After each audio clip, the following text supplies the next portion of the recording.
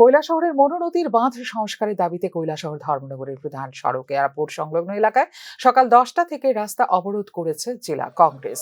অবরোধের জেরে রাস্তার দুপাশে আটকে পড়ে শত শত যানবাহন। প্রশাসনের হস্তক্ষেপের ফলে 2 ঘন্টা পর প্রত্যাহার করা হয় অবরোধ, কিন্তু অতিসত্বর সমস্যার সমাধান করা না হলে আগামী দিনে বৃহত্তর আন্দোলন সংগঠিত করার হুমকি দিয়ে অবরোধ প্রত্যাহার করেছেন স্থানীয় বিধায়ক ব্রিজেট সিনহা।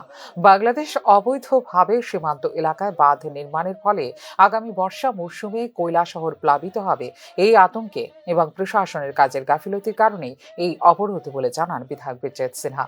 সার্বিক পরিস্থিতি সরেজমিনে পর্যবেক্ষণ করার জন্য মুখ্যমন্ত্রীকে কৈলাসহর সফরের অনুরোধও জানিয়েছেন বিধায়ক ব্রিজেট সিনহা। আমি আহ্বান রাখবো, আপনার পদস্থ অফিসারদের নিয়ে নিজের চোখে দেখে যান বাংলাদেশের ওই পারে যে বাঁধটা।